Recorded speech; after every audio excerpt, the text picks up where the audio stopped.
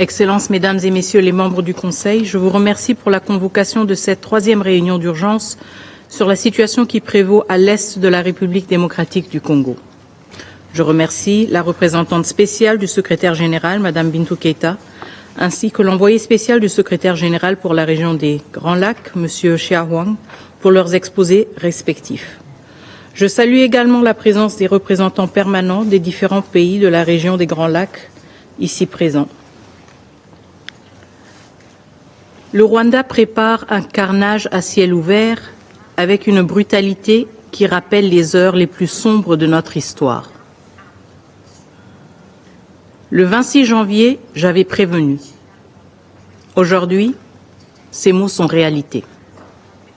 En 48 heures seulement, plus de 4000 morts à Goma, des hommes et des femmes abattus, des enfants témoins d'exécutions sommaires, tués sans distinction ou exécutés avec une précision glaçante, comme le chef coutumier de Kiziba, abattu avec son épouse et ses 3 enfants le 11 février, comme l'artiste Delka Idengo, assassiné le 13 février pour imposer le silence.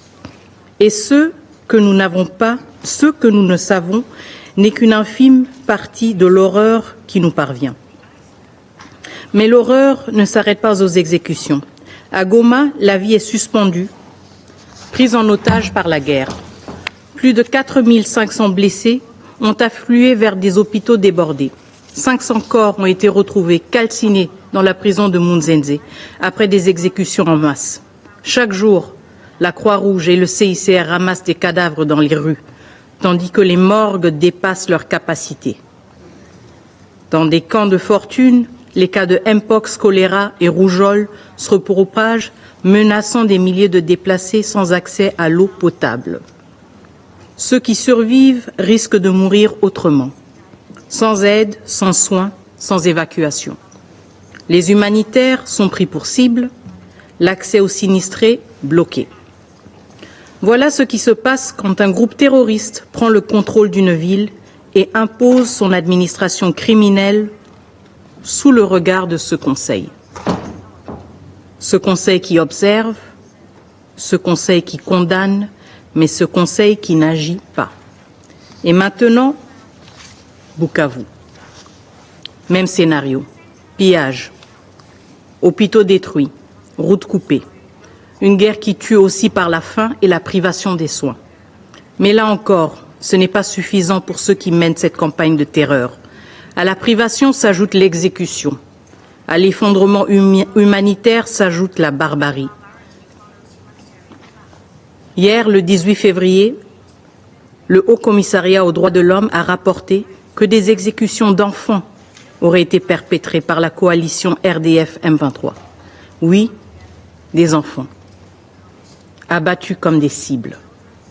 Que reste-t-il de l'humanité lorsque même les plus jeunes, les plus innocents sont exécutés? Monsieur le Président, nous avons entendu cette formule devenue un refrain commode des solutions africaines pour des problèmes africains, mais qui ose encore s'en servir aujourd'hui comme prétexte à l'inaction. La communauté de développement de l'Afrique australe, SADC, et la communauté économique des États d'Afrique centrale, CEAC, ont unanimement condamné la présence rwandaise sur notre sol. Ce fait n'est plus contesté. 2 sous-régions, la SADC et l'EAC, ont tenu des réunions conjointes pour adopter des mesures urgentes, y compris un cessez-le-feu. Quant à l'Union africaine, son Conseil de paix et de sécurité, réuni au niveau des chefs d'État le 14 février, a appelé au retrait immédiat de toutes les forces étrangères non invitées de la RDC. En d'autres termes, le Rwanda. Le Rwanda et le M23 ont répondu et continuent de répondre par la violence, par la terreur. Face à l'aggravation rapide de la situation, de nombreux acteurs ont réagi en faisant ce qu'ils savent faire de mieux. Documenter les violations des droits de l'homme, ouvrir la voie à des poursuites pénales, poser des actes forts, mais essentiellement réactifs. Nous saluons la récente décision du Conseil des droits de l'homme de l'ONU d'ouvrir une enquête sur les exactions dans l'Est de la RDC, ainsi que l'appel de la CPI à recueillir des éléments de preuve sur ces crimes pour traduire les responsables en justice.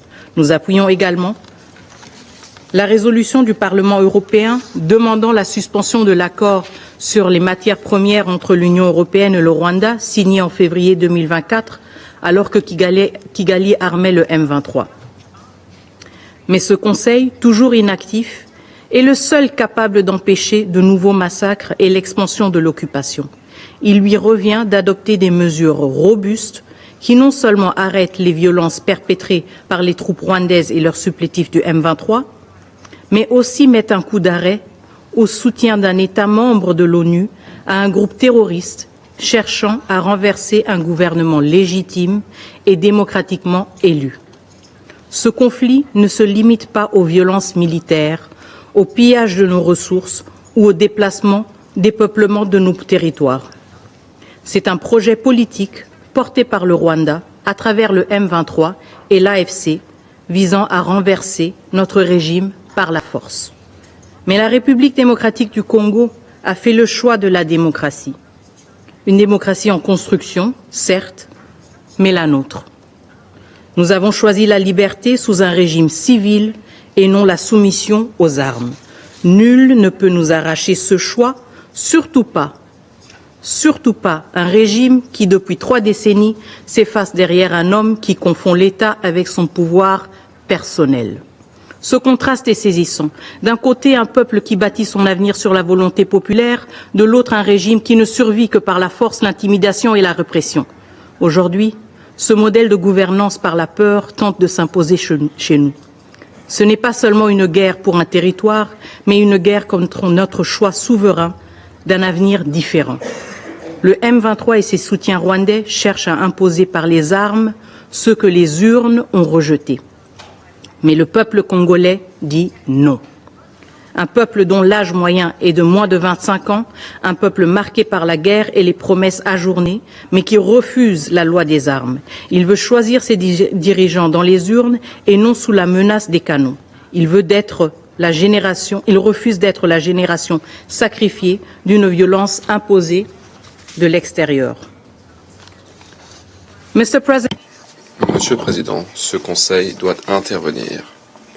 Le Conseil ne peut se contenter de rester silencieux face à ce drame. Il ne peut pas se cacher derrière des déclarations d'intention. Le moment est venu de faire respecter les principes qui définissent cette institution, la paix, la sécurité, le respect du droit international. Le droit international est universel, il s'applique à tous. Même s'il faut aspirer à des solutions africaines, on ne peut pas rester les bras croisés lorsque des civils sont tués. Ce n'est pas la solution, et c'est en tout cas pas une solution africaine.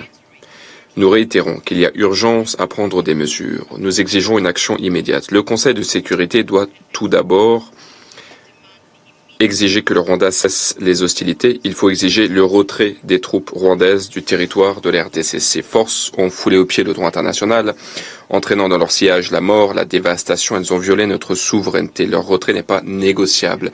Ce retrait est impératif. Deuxièmement, le Conseil de sécurité doit imposer des sanctions ciblées, notamment des gels d'avoirs, des interdictions de voyager pour la structure de commandement des forces de défense rwandaises, ainsi que les décideurs politiques qui sont responsables de cette agression, y compris ceux qui prétendent ne pas savoir où se trouvent leurs propres troupes. Il y a des milliers de soldats rwandais qui dirigent les opérations du M23 dans notre pays, alors que le président du Rwanda se contente de nier et d'affirmer « je ne sais pas ».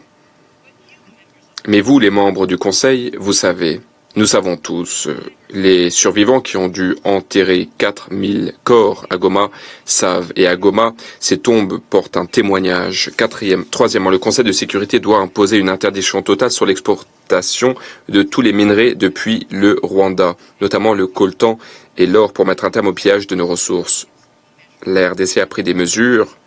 Un certain nombre de sites miniers ont été identifiés, notamment à Rubaya, car depuis ces sites, le Rwanda exporte de façon illégale tous les mois 150 tonnes de coltan. Mais ces mesures ne sont pas suffisantes. Tant que le Rwanda pourra piller nos ressources en toute impunité, cette guerre continuera. Quatrièmement, le Conseil de sécurité doit immédiatement révoquer le statut du Rwanda en tant que pays fournisseur de contingents pour les missions de maintien de la paix des Nations Unies.